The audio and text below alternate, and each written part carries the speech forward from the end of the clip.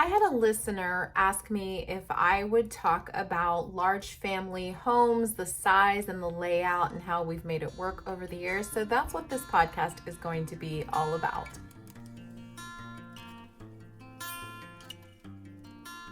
This is episode number 173, Large Family House Sizes and Layouts. Those of you who have been following Raising Arrows for many years know that we have moved a lot. Now, in the past, decade or so, we have really not moved as much. We have been in the current house we're in for 5 years and the prior house for 4 years. But before that, we moved a lot. I think this house is number 14. And so throughout the years, we've had to make different house configurations work for us to be able to house our large family. And in fact, prior to this house, we rented all of the time. This is the first house we've actually owned. And so configuring bedrooms and such could not be done in a drastic way. We weren't knocking out walls or anything like that. We really had to work with what we were given. In this house that we live in now, we have been able to change some things around, and it is by far the largest house we've ever lived in. But I'm gonna back up and kind of go through the ages of different house sizes, different layouts, and what I believe you really definitely need in a large family home. That said, I pretty much believe you can make anything work, even a cardboard box if you had to, because I personally know large families who have lived in really interesting and very small circumstances and made it work for a time. So let's kind of go back in time and we'll work through some of the house sizes and layouts that we have lived in and how we made those work.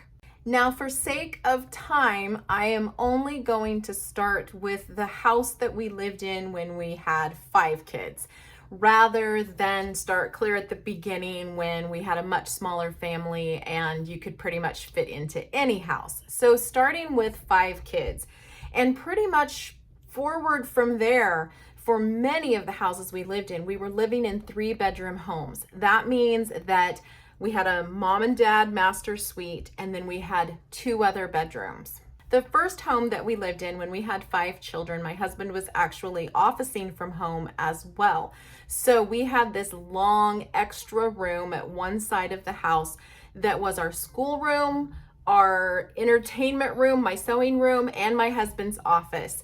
And it was not a very big space, but that's where we crammed all those things. We had more of a formal living room, if you will, that had the couch and a couple of chairs in it. That was where the Christmas tree was at Christmas time. We had a kitchen that had the laundry in it with a sliding glass door to the back. And we had 3 bedrooms and a bathroom down the other side of the house. So it was a ranch style home with all the bedrooms and the 1 bathroom on one side and all of the living spaces on the other side. The best part about this was that all of us were pretty much together all the time. So I could hear if the children needed me, and you could literally hear from one end of the house to the other. It was not a very big house at all, but it was easy to keep track of everybody, and that was the good thing about that house. I did not like having the laundry in the kitchen. I would not recommend that.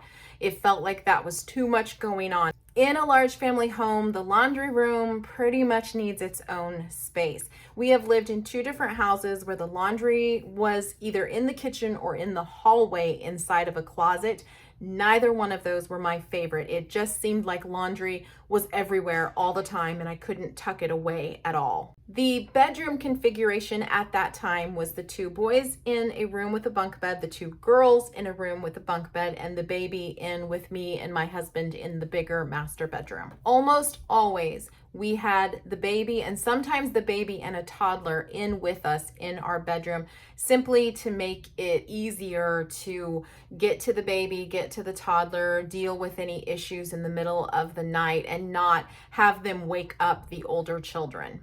The next house that we lived in was also a 3-bedroom, but it had a full basement in it. Now, there was an extra bedroom down in the basement. It wasn't technically a bedroom. We used it as a guest room and also my sewing room. My mom came to visit quite often when we were living there, and so that was kind of her room. And then, like I said, it was also my sewing room.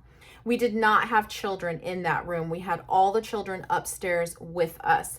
I had a schoolroom in the basement, but the kids did not really like to go down there. And I was pregnant so much of the time that we lived in that house that I didn't really like to go down there. The laundry was down there, so I had to go down there. But we did try at one point to put my oldest son in kind of a makeshift room down in the basement that we created. And he didn't really enjoy that and ended up moving back upstairs. So the configuration there for bedrooms was mom and dad with the baby in the master suite. It had a bathroom in it, and then there was a second bathroom in the hall with a girl's bedroom and a boy's bedroom. And so that was how we worked that, and we lived there until we had 7 kids. The next house we lived in, we were only in for a year, and it had 3 bedrooms upstairs and a bedroom in the basement. However, the bedroom in the basement was so frigid cold and so far away from us that we never did have anyone live in that basement. We simply used it as a guest bedroom. And then I also had school stuff down there, but again, nobody wanted to go down there to do school. We almost always did school in the living room. Continued to be the same configuration. You will see a pattern here. This was also the house where the laundry was in the hallway. Again, would not recommend. This house had a bathroom in our master bedroom and then a bathroom down the hallway as well. We did almost all of our living on that main level, just like we did in the previous house. Almost all of the living was done in the community spaces there, the level that had the bedrooms in it. And it just became something that we did. We got used to having 3 bedrooms. I really struggled with the idea of having my kids so far down in the basement, so far away from us. And so I liked to have them nearby. Something you will find in a large family is that we are so used to being all together and sharing bedrooms that it seems odd to not share a bedroom. Most of my kids do not have their own bedroom until they're adults and they're still living in the house. It just doesn't make a lot of sense to use up our space, especially when those are places you're just sleeping, to use up our space to separate everyone out. One thing that I found, if you have the space, is having a play area is really helpful in a large family home. It's really useful to have a place where all the toys go and then they're not necessarily in the bedrooms, because keeping bedrooms clean is already a difficult thing, and then to have a bunch of toys in there is also difficult. So the house we currently live in, for a long time, the basement was the play area. There was a den down there, and that would be the play area, and then there were no toys in the boys and girls bedrooms upstairs. We also did a lot of this in that house I was just talking about, where there was a basement but it was cold. We had the toys down there. They didn't seem to mind playing down there, but we didn't have a lot of toys in their actual bedrooms. The next house we lived in, again, had 3 bedrooms upstairs, a couple of baths upstairs, a large dining room with an attached kitchen, and then a rather small living room where we did most of our schooling. There was a full basement in this house as well, but while we lived there, we actually had someone living with us. And so that room down there, that was the guest room, that was his room. And so we didn't use that. And I don't know that we would have, because again, I wanted to be able to hear my children. I wanted to be able to keep an eye on things, and it was better if we were just all on the same level. The next house we lived in, I tried sending the boys, the older 2 boys, to the basement.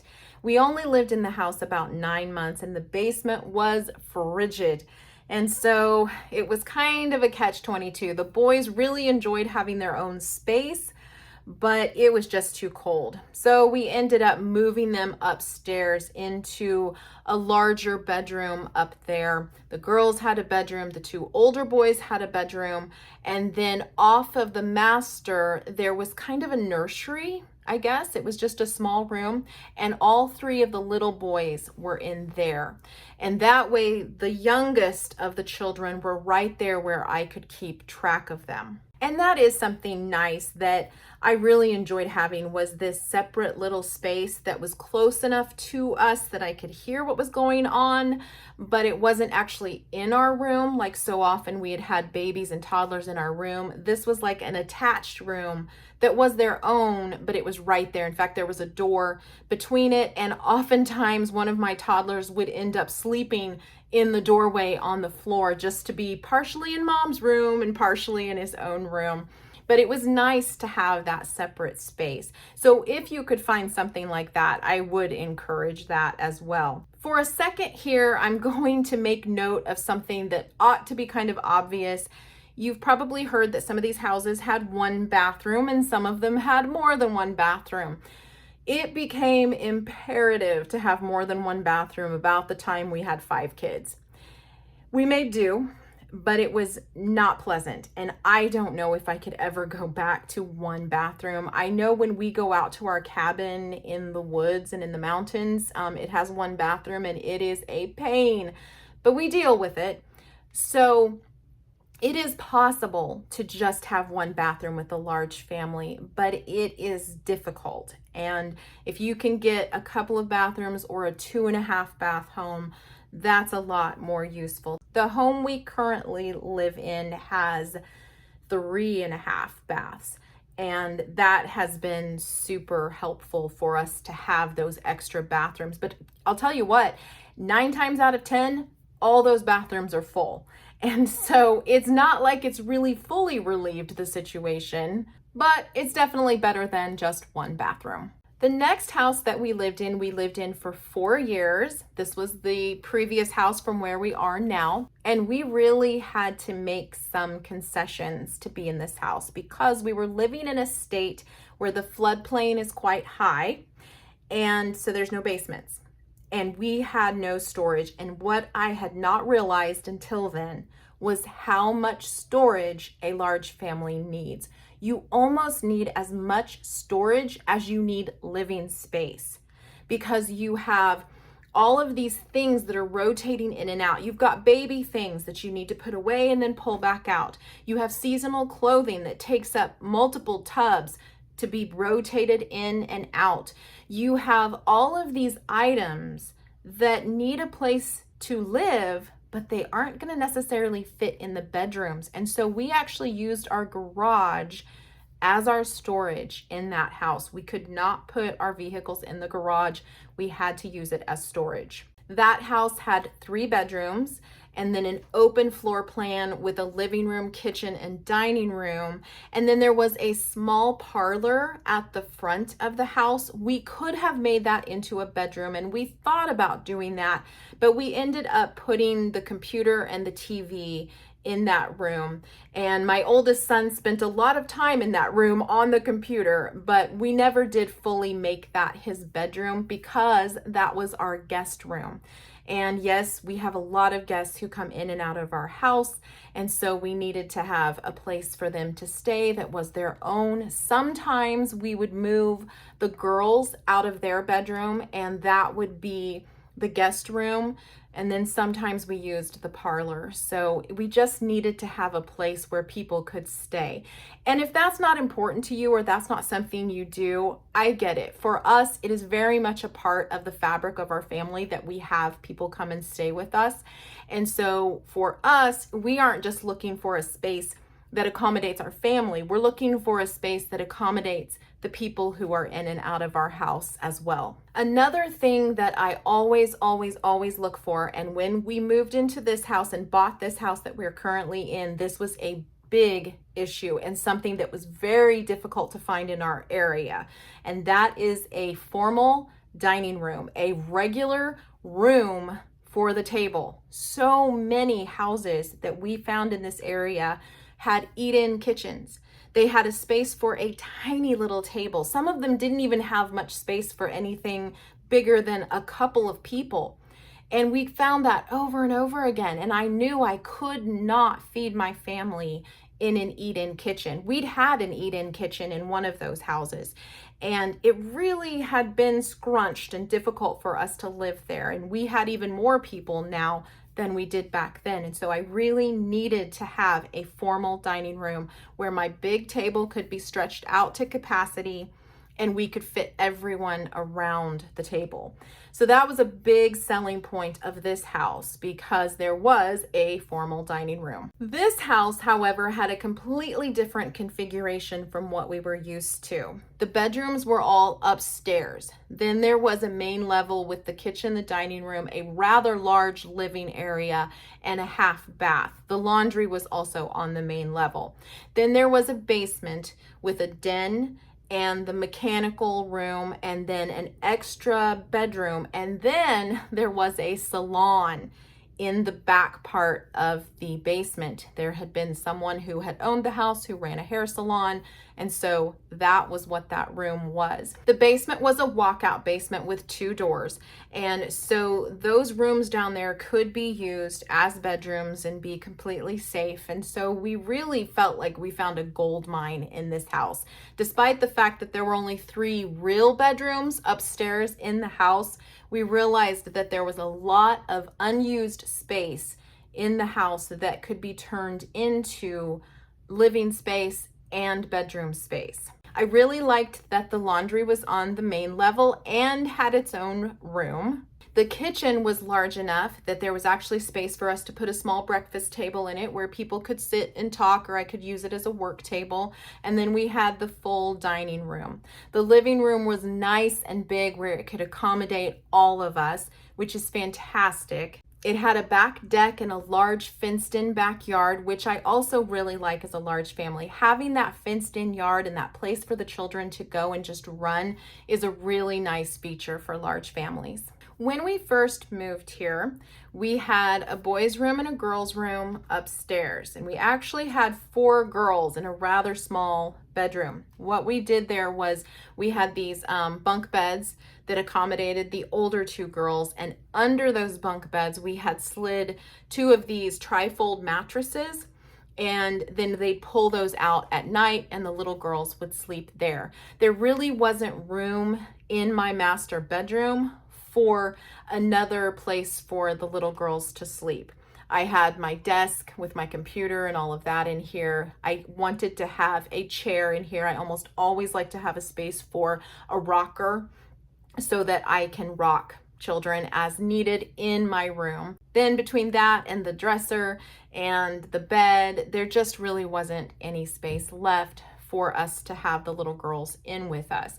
And I was feeling like it was time for me to start letting everybody have their own spaces and kind of not be in my bedroom anymore. So we had 4 boys in 2 bunks in the middle bedroom, 2 girls in the bunk with 2 girls in pull-out mattresses in the other bedroom. And then there was the bathroom in our room and the bathroom in the hall that we call the kids' bathroom. And there we are again, everybody upstairs, everybody together. But we started realizing as our boys were getting older and bigger that we needed to change some things up. So we moved them to the basement. They were hot. They were tired of being crowded. They are very tall. Most of them are pushing 6 foot or taller. And so we moved them down into the basement, into the den. They have their own humongous space. Their toys are down there, their beds are down there, and they have really enjoyed having their own space. Currently, they range in age from 11 to 15. Their older brother had also been down there, but he is now married. So they really like having that larger space for them. And then my little girls moved to the center bedroom, and they're in a bunk bed. They're right next to us. And the bedroom next to them transformed many different times. We had my second son and his wife and baby living with us for a time. My oldest daughter has lived there off and on when she's back from college. It has served as a guest bedroom. My second oldest daughter has lived in that bedroom. It's gone through a lot of metamorphosis since we moved here. My second daughter, who still currently lives with us, she has a room in the basement, that room that I told you about before. So that's where she's at. And then my mom just recently moved in to the salon area. And so they're kind of all down there. And really, the only people left now upstairs with my husband and I are the two little girls. Everybody else is in the basement. So this is really a different concept for me. And honestly, when we moved into this house, I remember thinking, I am going to lose these children. I don't know where anybody is, because there were 3 different levels. And at any given time, people could be on any of those 3 different levels. It took a lot of getting used to go from everybody being on one level to people being all over what feels like a gigantic house.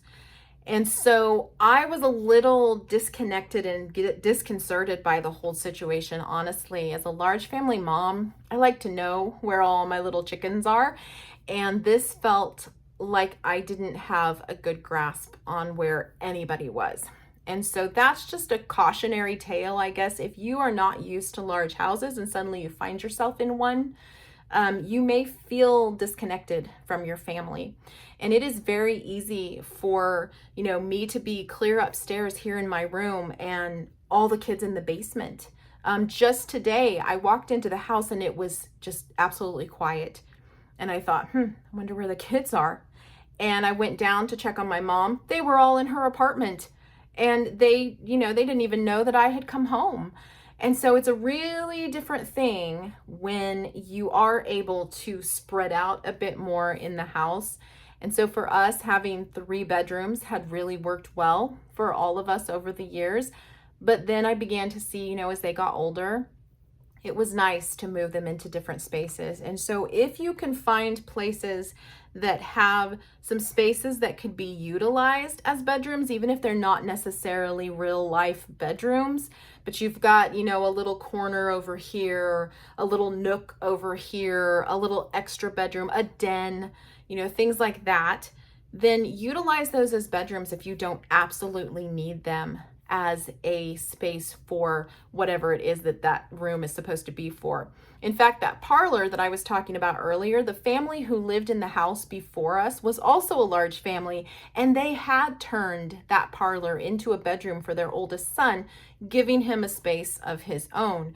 So large families are notorious for figuring things out and coming up with great creative ways to make the space that they have work. So to recap a bit, I think any large family can make a 3-bedroom house work.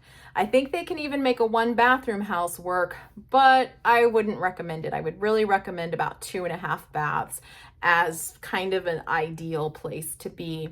I would recommend trying to find a way to have a fenced-in backyard where they can run and play. I also think it's a good idea that the laundry has its own space. And the more storage you can get, the better. In fact, if the place you are living does not have a good amount of storage, I'd consider getting a storage unit. In fact, now that we've moved my mom in with us, we actually got a storage unit because the area that she's living in was some of our storage. And so we needed to go ahead and find a different place for that. One thing that I don't like about the house that we currently live in is that there are no main level bedrooms and full baths. It's a half bath on the main level. There's no place to put a bedroom. There's nowhere, even in that humongous living room, that would make sense for a bedroom. Maybe we could partition off a section of that living room, maybe, but there's no real place to put a bath or a shower or anything. And so I have realized that would have been convenient, especially with my mom moving in. It would have been convenient for her to be able to be on the main level. And I know that's why a lot of older people end up going to a ranch style home, because everything is on the main level. And it makes sense to me now. Another thing that we were looking for when we bought this house was more of a 0 entry, because we do have aging parents. And that was something that we were able to get. So our house from the front looks very small because it's built into the side of a hill. And it's a 0 entry. And then in the back, you have 3 stories with a deck and then a porch down below and a couple of doors out into the backyard. So I would just say that if you can get a home with a main level bed and bath, that is a good idea. Oh, and one other thing that I forgot to recap was the dining room. I just think for a large family, you need as much eating space as you can manage. And so having a dining room in a large family home is a really good idea. Now, if you have other ideas for large family home sizes and layouts, I would love to hear, because like I said, this was a listener requested podcast. And so if you have some other ideas or you want me to address some other things about large family homes, shoot me an email at amy@raisingarrows.net, and I will try to fit that into another podcast to share about these large family ideas, tips, and tricks. And so I hope that this has helped you to kind of mull over, especially if you're looking for a home or you're looking to build a home or you're just looking for ideas on how to be in the home that you're currently in. I do have some resources on the blog. I have a podcast about bedroom configurations. I also have a post about it. I have a post about a family that lived in a garage while they built their house, and then a follow-up of what their house was like once they got it built. They were a family of 14. And I have lots of large family organizational ideas on the blog as well. So if you check out raisingarrows.net and you go to the large family tab at the top, you will find all of that information there, as well as in the show notes, you'll find the different links that I mentioned. All right, friends, I hope you have a wonderful, blessed week. As always, Raising Arrows is your home for large family homemaking and homeschooling. I will see you next time.